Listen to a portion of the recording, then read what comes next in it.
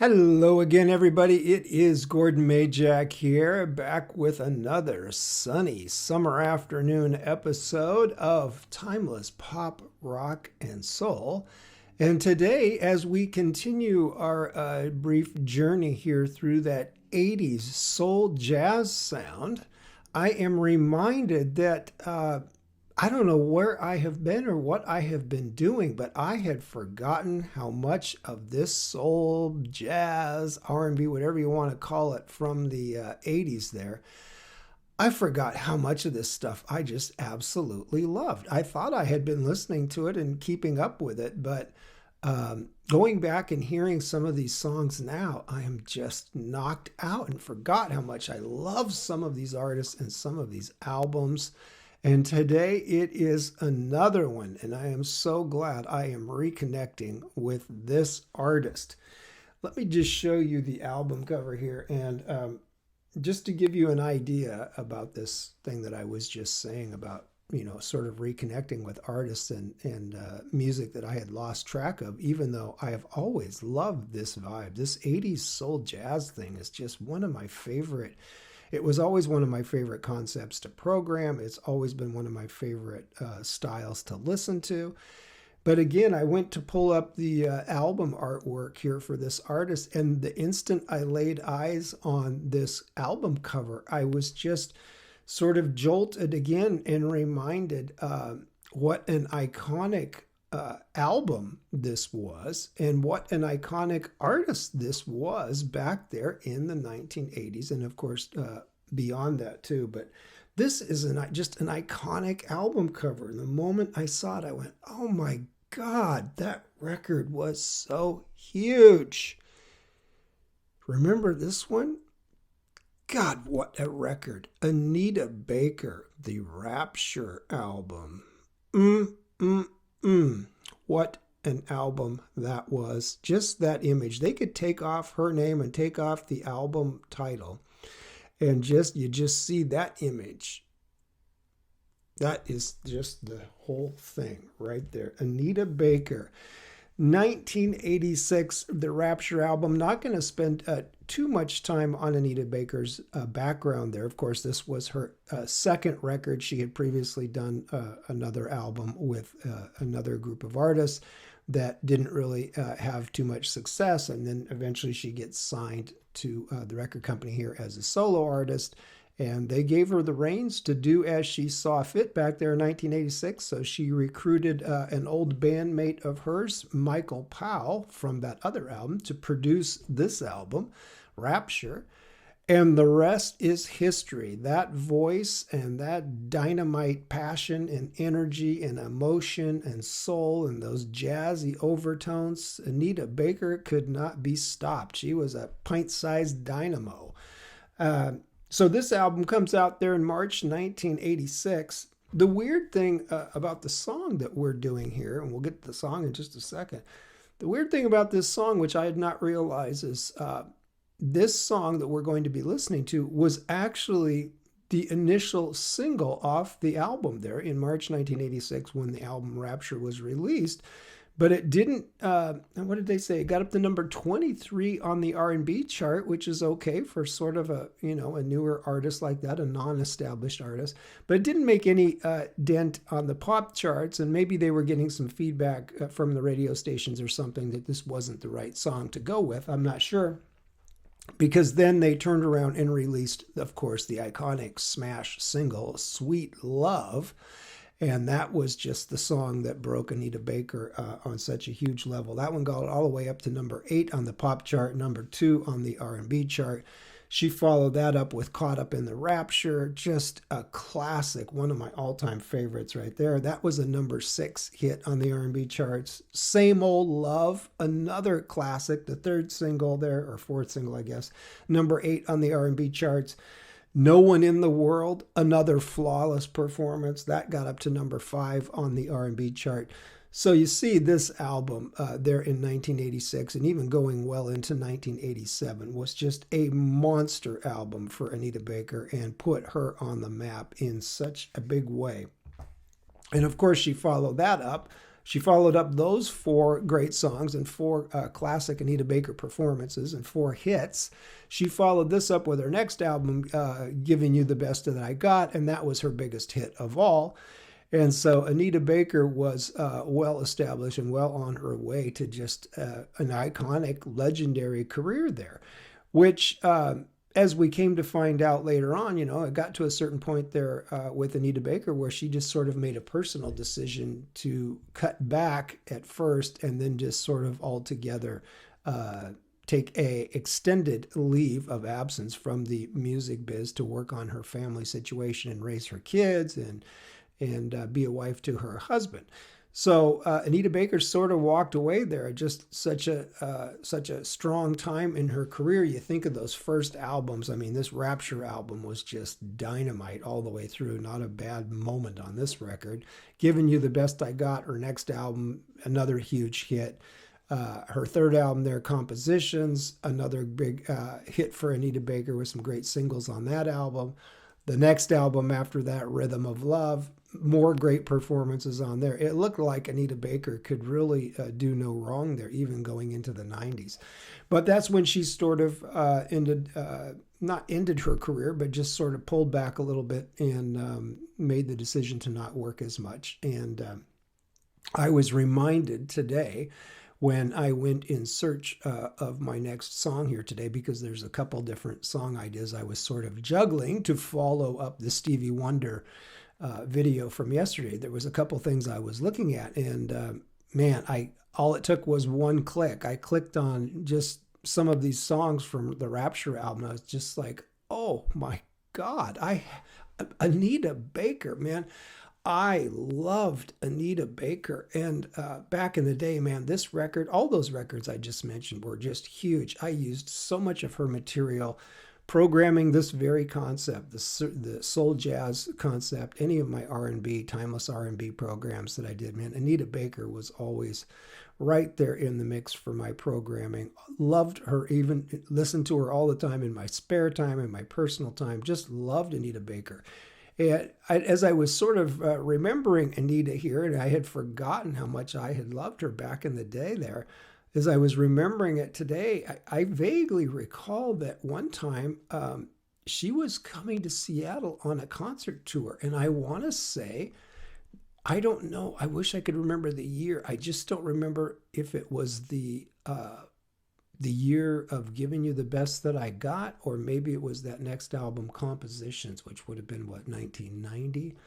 Late 80s, 1990, something like that. But I just vaguely recall buying a ticket for an Anita Baker concert and then the concert getting canceled, and that I never got to actually follow through and see her in the concert there in Seattle. And so now, as I'm just sort of vaguely recalling that, and I can't remember the exact timing, I'm just wondering if that was sort of around the time that things like that were starting to sort of crop up for her, that she was, due to any number of issues, could have been exhaustion, it could have been, issues with her voice, it could have been, who knows whatever, some of the usual reasons that musicians end up having to cancel shows.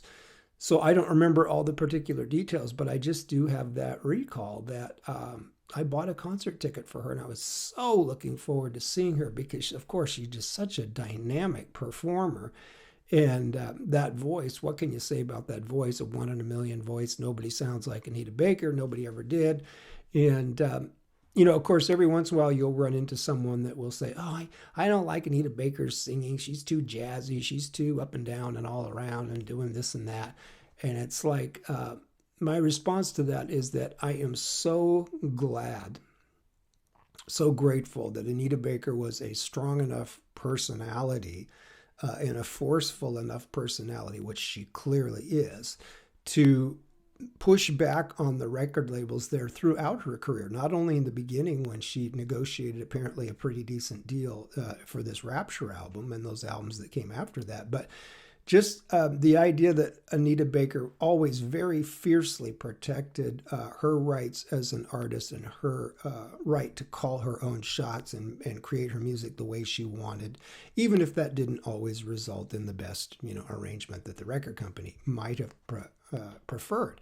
But thank God she did, because Anita always did things her way. And I think that is just radically to her credit, because her style of being able to sing the way she wants and do her songs and her performances the way she wants is what makes her so unique and so perfect in her own right. And maybe had she not had that level of control in her career, it seems almost inevitable that the record company would have hooked her up with their producers, who would have watered her sound down and smoothed out all of those improvisational, spontaneous, jazzy, gospely excursions that she goes on from time to time vocally. They would have buffed all that out and made her a more middle-of-the-road, streamlined performer, just so they could have had bigger hit records. And I'm not even going to go into detail of all the other artists that I think got screwed over in that exact same respect. But there's some names that you can probably imagine. But thank God that Anita Baker was not one of them, because this music now, I go back and listen to this stuff now, and it's like, man, Anita brought it. She brought the energy. She brought the passion. She cut that voice loose and let it fly. And she just sang it straight out from the heart. And I love that. You know, I always thought Anita Baker sort of like a singer who's like a musician, in the sense of she's like a saxophonist. You know, she's a really incredible saxophonist who is wailing on that saxophone. And she can play nice and soft, and she can play loud, and she can let it rip, and she can do everything in between. And sometimes, you know, that improvisation and that freshness and that spontaneity, especially when you're blessed with such a great voice to begin with, but it's that style that she brings to it. And that, to me, is what sets her apart, obviously makes her so unique, is that she really injects her own personality into it and does it just the way that she always wanted to. And look at the results on this record, man. This record is just, what an iconic album, man. Every single song. And we are going to jump to the last song on the album. And Anita is going to cut it loose on this one, folks. I had this up so loud a little while ago when I was getting ready to film. Yeah, I had forgotten what a freaking jam this song is. Check it out, folks. 1986, the Rapture album. Do you remember how great Anita Baker was? And here she is laying down the law. You better watch your step.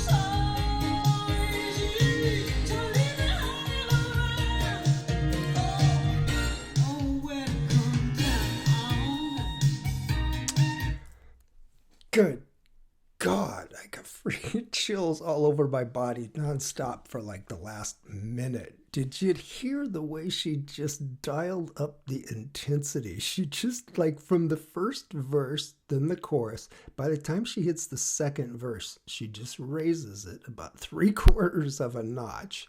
And then they hit that chorus, and she just, man, it is on command. It is just on command. She turns it loose and look out. God, I had forgotten how much I love this song. Now I'm just freaking going nuts hearing this.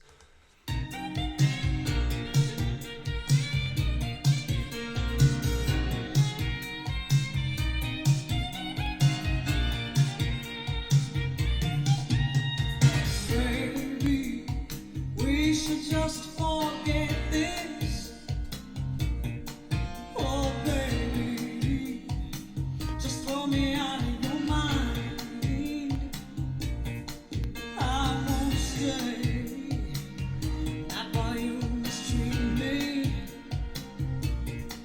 I won't stay, it's just a waste of my time.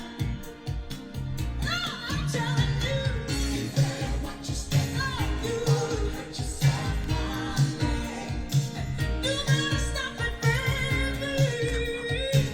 You wanna hurt yourself one day. The way you live your life. You wanna hurt yourself one day. You better stop it. You wanna hurt yourself one day. You better stop it. The way you wanna hurt yourself one day. The way you live. You wanna hurt yourself one day. The way you live. The way you live your life. You wanna hurt yourself one day. Then take it easy. Oh, you better take it easy. Easy. You wanna hurt yourself one day. Take it easy. You wanna hurt yourself one day. You better stop it, baby. You wanna hurt yourself one day. Oh, you and you. You wanna hurt yourself.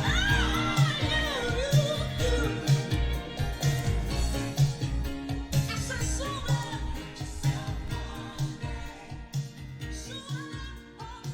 Sooner or later. Sooner or later.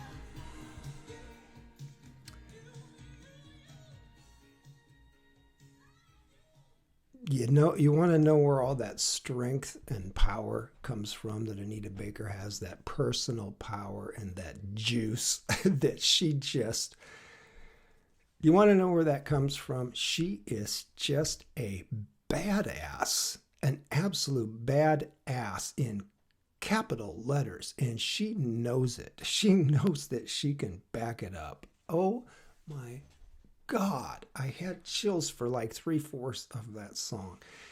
When she turns up, God, how much of the soul did Anita Baker bring? All of it. All of it. God.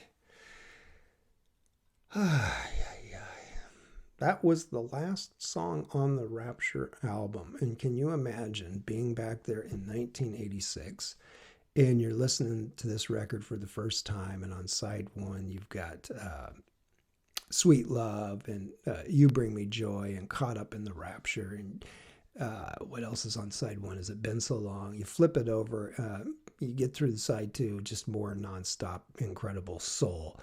And then you get to this last song, Watch Your Step, and just Anita Baker just goes old school, taking you to church. Let's get the background vocals cranked up. Let's get that rhythm section just humming.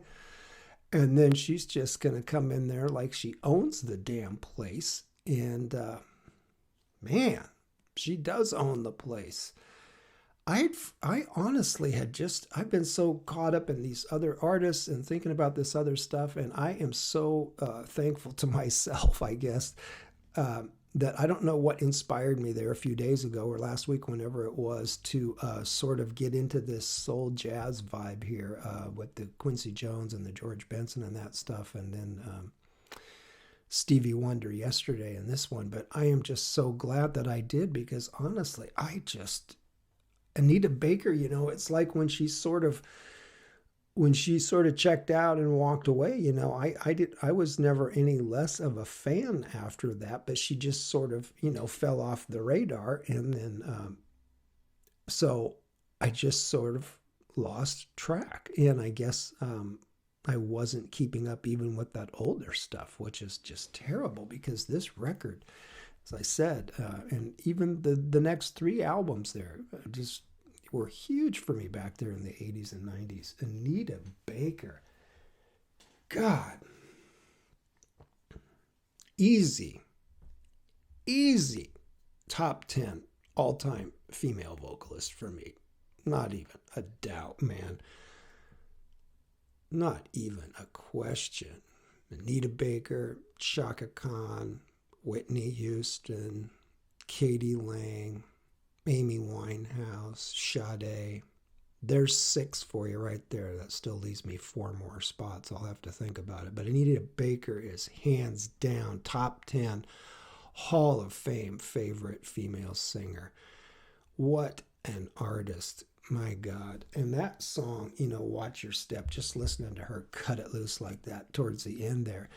I just thought, that's one of those performances that if you're in the studio, if you're behind the mixing console, as it were, as the producer or one of the engineers, and you're sitting there in the studio recording this, and one of the great things about this album and about, well, Anita Baker's career in general then, where she came on the scene in 1986, one of the cool things was it was old school soul in an era there in the mid-80s when the technology and the synthesizers and drum machines and all the programming and all that crap was just running completely wild, running completely amok and taking over seemingly every artist and every album and every studio and all that. Here comes Anita Baker with this old school, real instruments, real drums, real guitar and bass, the whole thing, and just that old school sound, and then these incredible vocals on top of that.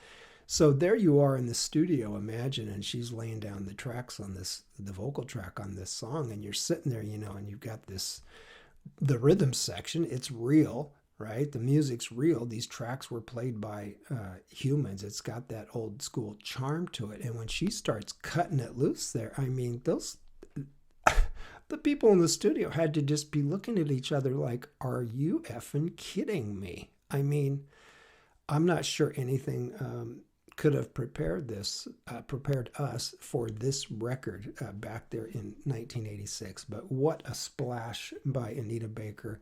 An absolute must-own album. Rapture, an iconic cover, an iconic album in every respect. Every single song is dynamite, and man, I will never forget again how much I love Anita. I have learned my lesson today. Wow. Mind blown. We'll see what we land on for the next one, man. This was like an education to myself. I played myself. I played myself on this one, but thank you, Anita. God, I love Anita. Dynamite in that tiny little package. Ooh-wee, handle with care. See you soon, guys.